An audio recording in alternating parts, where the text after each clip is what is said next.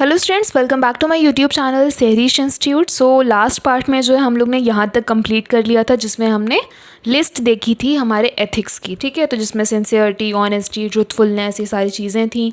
और आपकी काम करने की जगह पे आपका कैसा क्या क्या चीज़ें आपको अडेप्ट करनी चाहिए, जैसे लॉयल्टी हो गई, कॉन्फिडेंशियलिटी हो गई, रेगुलरिटी, पंक्चुअलिटी। तो अब जो है हमारा नेक्स्ट टॉपिक है जिसका नाम है नीड्स फॉर एथिक। अब हमें एथिक की नीड क्यों है, ठीक है, क्या नीड है एथिक्स की। So now let us find out why it is essential to have good ethics and how they affect our interpersonal relationship and work performance. ये सारी चीज़ें हमारे एथिक्स से ये सारी चीज़ें कैसे अफेक्ट होती हैं।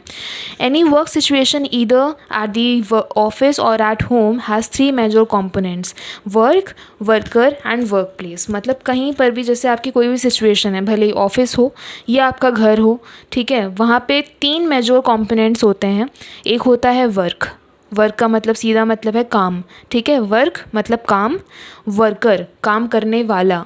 जैसे कि आप कोई काम कर रहे हो, है ना, आप वर्कर हो, किसी भी तरह का काम कर रहे हो, अपना खुद का पर्सनल काम ही क्यों ना सही, है ना, आप वर्कर हो, वो जो कर रहे हो वो आपका काम है, वर्क है, ठीक है। एंड दी वर्क प्लेस, और जहाँ पे कर रहे हो वो आपका वर्क प्लेस है, जगह है ना, प्लेस मतलब जगह। तो work, worker and work place, ये तीन जो हैं मेजर कंपोनेंट्स हैं किसके, एथिक्स के।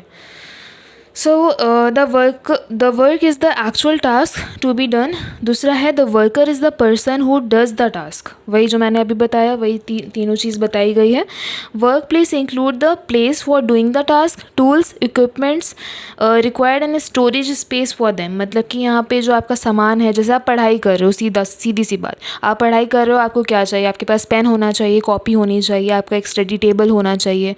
नहीं भी है तो कोई बात नहीं, बहुत सारे लोगों के पास यही सेम प्रॉब्लम होती है ना।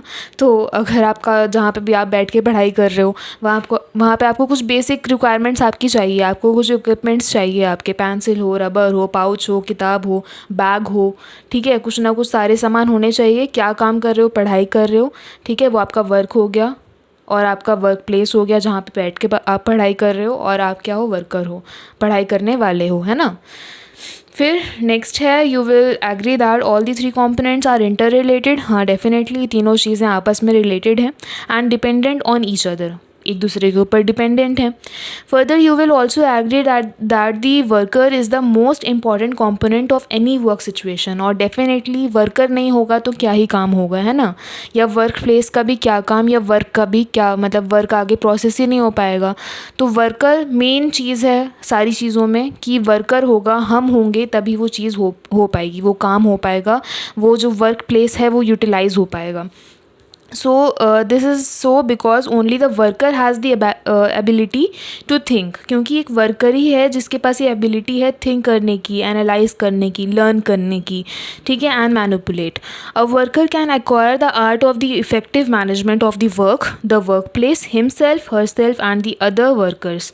A worker can also be disloyal. मतलब एक वर्कर जो है, एक इंसान जो है, जो काम कर रहा है, वही उस काम को अच्छा भी कर सकता है और वही उस काम को बर्बाद भी कर सकता है। जैसे कि अगर लेज़ी है, डिसलॉयल है अपने काम को लेकर, बैड मैनेजर है, अपनी चीज़ें मैनेज नहीं कर रहा है, ठीक है, या वर्क प्लेस अगर जैसा भी है, आप कोई बिज़नेस चला रहे हो, अगर आप खुद ही नहीं डील कर पा रहे हो, खुद ही पंक्चुअलिटी नहीं दिखा रहे हो, एफर्ट्स नहीं डाल रहे हो, तो डेफिनेटली वो काम, बिज़नेस, सब कुछ ख़त्म हो जाएगा, बर्बाद हो जाएगा। वो वर्क प्लेस ख़त्म, वो काम ख़त्म, और साथ साथ आप खुद भी ख़त्म, है ना। So do you recall the example of Ramu and Hari given in the beginning of this lesson. तो आपने जैसे कि रामू और हरी का एग्जाम्पल चैप्टर के स्टार्टिंग में देखा होगा, है ना, मैंने आप लोग को बताया था, तो वो वाला एग्जाम्पल तो आप लोग ने देखा ही है। Thus, for the successful achievement of our goals and objectives, efficient utilization of our resources, and to maintain discipline at home and at work, we need to develop and adopt certain work ethics. तो हमें जो है इस तरह से अपने सारे काम, हर तरीके की चीज़ों को यूटिलाइज़ करना, ये सब चीज़ों के लिए हमें एथिक्स की ज़रूरत पड़ती है। हमारा बिहेवियर ऐसा होना चाहिए कि हमारा काम, हमारी काम करने की जगह, हर एक चीज़ जो है सही तरीके से हम खुद मैनेज कर सकें, है ना। So the work ethic help us to do a task the best of our ability in a fair, just and impartial way.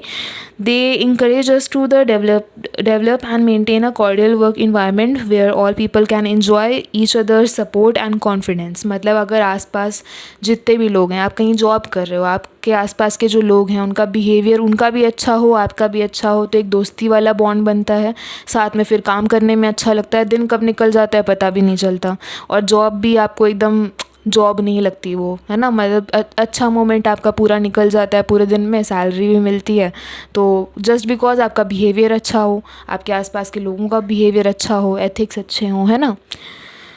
फिर आगे बढ़ते हैं, हमारा नेक्स्ट टॉपिक, यहाँ पे आपके कुछ क्वेश्चंस दे रखे हैं, उसको आप सॉल्व करने की कोशिश करिएगा, जितना भी आपने पढ़ा है उसी से रिलेटेड है।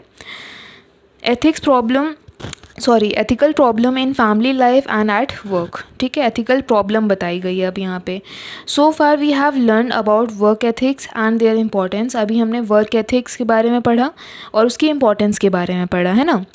Now let us discuss some of the ethical problems commonly faced by us when we visit any workplace where workers, ठीक है। तो मतलब बेसिकली अब यहाँ पे एथिकल प्रॉब्लम्स के बारे में बताया गया जो कॉमनली लोग फेस करते हैं, ठीक है, वर्क प्लेस पे अपने और अपने वर्कर के साथ भी।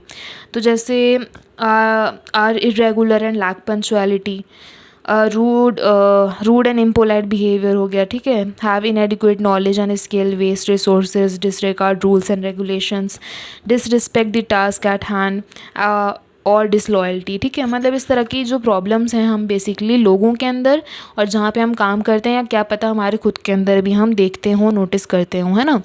तो आप रेगुलर नहीं हो अपने काम को लेकर, मतलब एक दिन बड़े पंक्चुअलिटी से काम करा, अगले दिन फिर एकदम इरेगुलर हो गए, ठीक है, और कहीं आपका ऑफ़िस का कोई फ़िक्स टाइम है तो आप 10 बजे और 11 बजे ऑफ़िस पहुंच रहे हो, तो लैक ऑफ पंक्चुअलिटी हो गया, है ना। रूड और इम्पोलाइट बिहेवियर है, तो आप किसी से ढंग से बात नहीं कर रहे हो, खुद अपनी वजह से कहीं किसी वजह से इरिटेट हो, भले ही इरिटेट हो कोई बात नहीं, लेकिन आपको राइट नहीं बनता सामने वाले से रूडली बात करने का।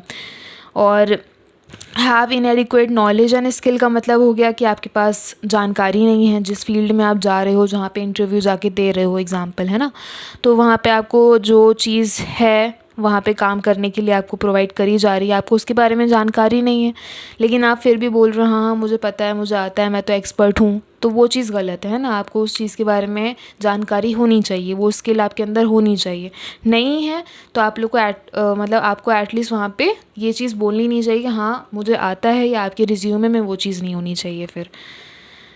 और वेस्ट रिसोर्सेज, ये भी आपकी अनएथिकल बिहेवियर है, अपने आसपास के सामान जो हैं, आप भले ही अगर ऑफिस का सामान है, जैसे कि एग्जांपल अगर लिया जाए तो स्कूल में जो स्टेशनरी आइटम्स होते हैं, तो कई बार बहुत सारे ऐसे टीचर्स को हमने देखा ही है कि हाँ वो जो हैं रिसोर्सेज को वेस्ट करते हैं, फेविकॉल है तो ओवर यूज़ कर रहे हैं हद से ज़्यादा, जहाँ पे ज़रूरत नहीं है उतना भी लगा लगा के मोटा मोटा उसको रिसोर्सेज को वेस्ट किया जा रहा है ना।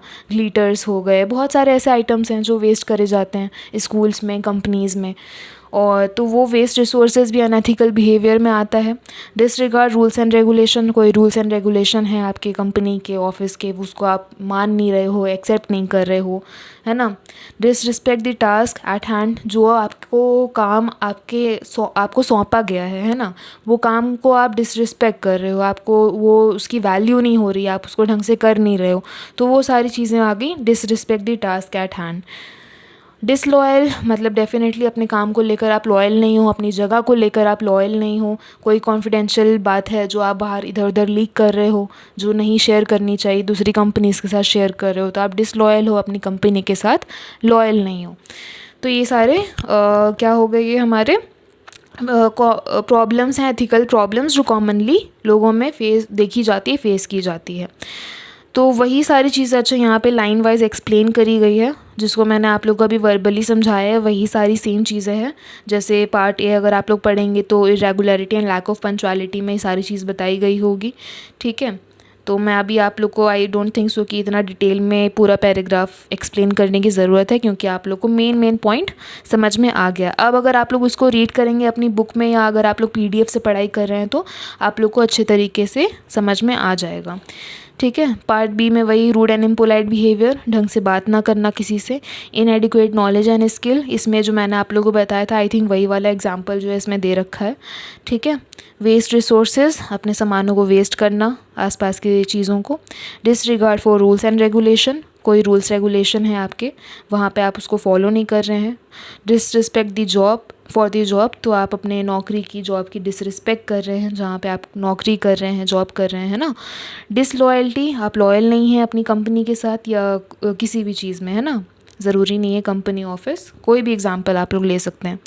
अब आ जाता है हमारा next topic, code of ethics. तो ये वाला टॉपिक जो है मैं आप लोग को पार्ट 3 वीडियो में कंटिन्यू करूँगी। आई होप यहाँ तक आप लोग को अच्छे तरीके से समझ में आ गया होगा। और इसके जो क्वेश्चंस हैं ना, यहाँ पे आप लोग ट्राई करिएगा कि साथ में सॉल्व करते हुए चलिए। बहुत ज़रूरी नहीं है, अगर आप लोग कंफर्टेबल हैं करेंगे तो बेस्ट है, नहीं करते हैं तो कोई लॉस नहीं, क्योंकि मैं सेपरेट और वीडियोज़ लेकर आऊँगी इंपॉर्टेंट क्वेश्चंस की।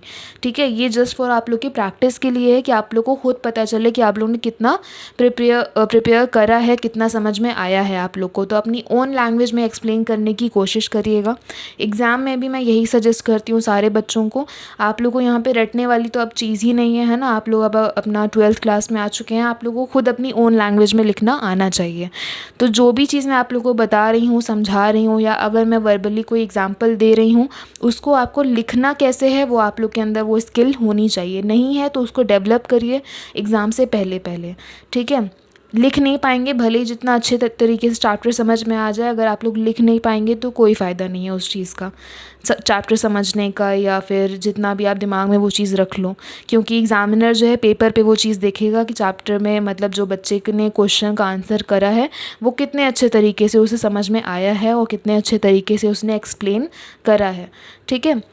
तो जस्ट ट्राई, जितना लिख के आप लोग प्रैक्टिस कर सकते हो उतना लिख कर प्रैक्टिस करो। ठीक है। वर्बली भी पढ़ो, दिमाग में रखो, स्टोरी बनाओ, एग्जाम्पल्स लो, लेकिन अपने जो लिखने की जो टेक्निक है वो आप लोग की सही होनी चाहिए। अब जो इसके आगे के टॉपिक्स हैं वो आप लोग का, जैसे कोड ऑफ एथिक वाला टॉपिक है, पार्ट 3 में मैं कंटिन्यू करूँगी।